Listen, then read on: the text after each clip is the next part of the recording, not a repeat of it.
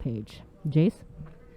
All right, well, let's get into today's work week weather forecast. It's what we do every Monday here on the link. Sponsored by Docomo Pacific. So let's get right to Landon Aydlett. He's at the National Weather Service, and we are going to check in on Landon. What was a fairly good weekend, I would say. There was actually some workout weather yesterday afternoon. Yeah, it was definitely a beautiful weekend out there. We had a little bit of a shear line drop by near us on Friday. Dumped a few showers.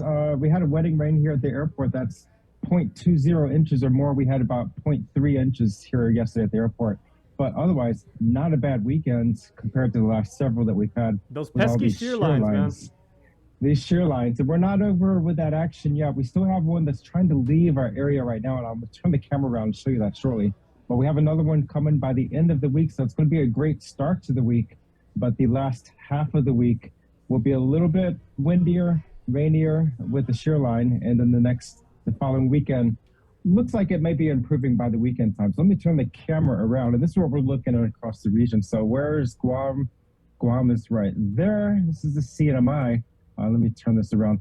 So the shear line that we dealt with earlier in the weekend, this is right here, and it's starting to become more fragmented and diffuse, and it's moving away toward the open Pacific to the east. Our next system sits well to our northwest. This is a cold frontal system coming off of Taiwan and the Japanese islands. That's going to be pushing down into the tropical region over the next couple days. So where will it be on Wednesday? Well, by Wednesday, it's going to be coming down across the CNMI. We're going to be seeing it just to our northwest. Thursday, it's going to be coming over Guam, bringing more showers, stronger winds, and possibly hazardous seas and surf. So watch out for that, especially as we go into Tuesday and Wednesday for any kind of surf and sea advisories. To our south, we are watching a lot of convection showers and thunderstorms across central and western Micronesia. This is Yap right there and Palau down here. All this convection, this is just from strong surging trade winds coming across eastern and central Micronesia, pushing that on toward the west. Any threat of tropical weather down there? No threat. This is all just more wintertime weather, convection, heavy showers, much needed showers, I will say, for most of these outer islands, where we do have drought starting to increase across parts of the eastern Pacific Islands in our region. Look at the radar, not bad out there, just a few spotty showers to our east, and that's still with that fragmented shear line that's pulling its way eastward as it weakens. And on the satellite, nothing to see here as well. It's very quiet. Actually, we're waiting for it to come up. I think it just blacked out on me. But the satellite, nothing much in our area, so that's the good news. So go and pull up the slides, Jason. We're going to talk about the weekend ahead. And again, it's going to be a pleasant, dry start to the week. Risk of rip currents moderate, and that's along east-facing reefs. The Guam fire danger remains moderate. We had that abundant rainfall with the last several shear line passages.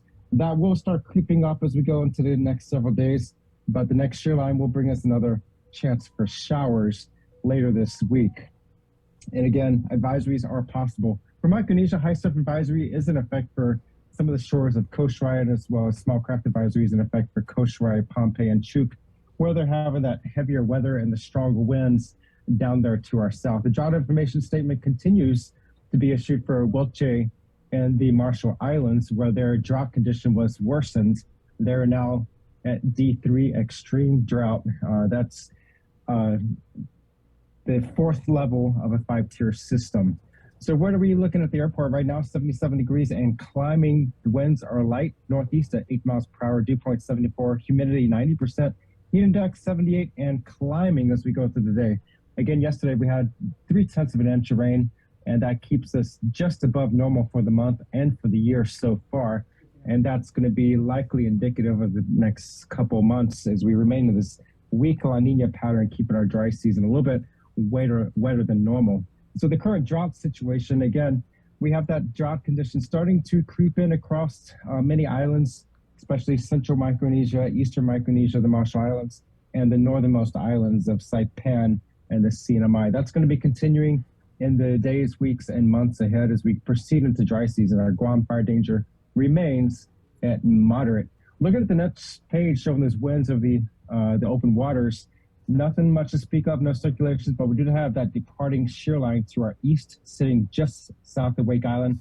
and that next one sitting well to our northwest. That'll be dropping our way the next couple of days, reaching the CNMI by Wednesday and Guam by Thursday, bringing more winds, showers, and hazardous seas and surf likely to the Mariana Islands by Thursday. Farther to the south, there's strong winds across Pohnpei, Chuuk, and Koshrai that will persist next several days, bringing those showers and thunderstorms to the outer islands of Chuuk and Pohnpei states, and also easternmost Yap state. And for the water conditions, not so bad out there if you want to be out there fishing or swimming. Today and tomorrow are your days to do that, at least before the winds start picking up. Those seas will start building. We have combined seas of 4 to 6 feet on the open waters today, with a predominant east swell at 3 to 5 feet, and those wind waves, not too bad, but as the winds pick up Wednesday, Thursday, and Friday, those wind waves will increase, becoming a lot choppier on the water. So avoid the eastern side and the north-facing reefs Thursday and Friday, but currently no advisories in effect. So stay tuned by midweek once we start beefing up our forecast in response to the shear line, as we see how it's going to be handling. Will it be as big as what we saw 2 weeks ago or 3 weeks ago? It does not look that likely at this time. It looks like it's going to be more of a smaller shear line event. So that's nothing to be too concerned about, but watch out if you have water interests later this week. And for the week ahead, again, not bad. Beautiful day to start out the week. Mostly sunny with isolated light showers.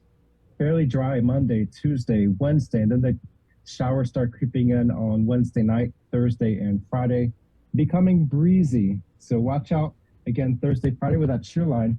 And the weekend looks like it's going to clear out nicely just in time for Saturday, and probably some more clouds on Sunday. We can have another shear line next Monday that brings in another round of stronger winds and an uptick in showers. So watch out for that. These things are just lining up one after the others. These cold fronts come right off of Japan and the Asian continent. They'll come right across the Pacific, generating these wind events for us and the swell events. And this is not unexpected behavior. Like what we've been used to as Guamanians, Landon, is like, you know, storms kind of form and then they come up, like, for the most part, independent of each other and everything. But these shear lines are almost like rolling waves. Would that be? Yeah, there's like rolling accurate? waves. Yeah, that's correct. And if you pay attention to the weather in the States, they've been having several snow events over the last several weeks. Oh, yeah. Particularly the East Coast. Back in my hometown, North Carolina, they've had a snow event this last weekend. And somebody said, why is it always the weekend? I said, well, we have the same problem. So it's every week. Facebook is a great historical reminder. I keep getting these memories, especially through January and February, of these major shear line events where they generate these large swell. And I have it on my Facebook from 2011, 2012, and 2014. They were all notable years where we had some major wave events with north and west swell coming down across the Oka Point, Tumon Bay, sometimes causing problems for people that are on the waters.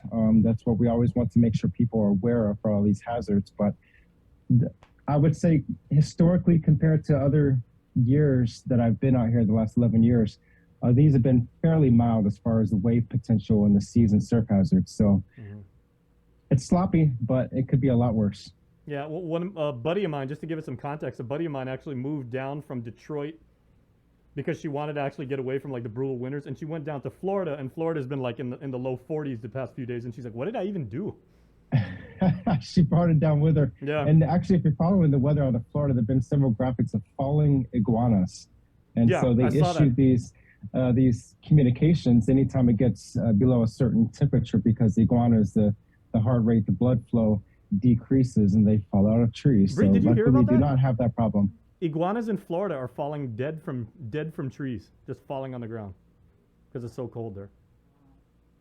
Yeah, it slows their blood flow. So they're still alive, but they just, it's the way the reptiles operate. As if Florida doesn't have to have enough to worry about and everything like that. But hey, we know we're in good hands when we got you, man. It's like a good neighbor policy and everything like that. So hopefully nothing too out of the ordinary. And if there is and everything, we know you got our back, and you can just jump on the show and let us know what's going on with the weather. Yeah, absolutely. So this week looks beautiful out there. So enjoy the sun, enjoy the drier weather. Okay, now before I let you go, I don't know if you want to go public with this, but you kind of like shared something with us when we were in commercial break a little bit. Is that cool to say, or is it still kind of hush-hush? Not yet. We're keeping the wraps on that one. My brother and I, this is regarding our project. Things are proceeding, and so probably we'll go full-blown public in April once we get through a couple Okay. more technicalities. But things are moving along. We got a major accomplishment met the last several days, and so we are excited for things to come this summer. Right on. So stay tuned on this big project. The Lincoln Log project continues and everything, so we're looking forward to that, man. And have yourself a fantastic Absolutely. day. Please give our regards to everybody at the NWS. You guys got a good team there. Absolutely, we'll do. All right, Thank you, Jason. Take it easy. Former UMass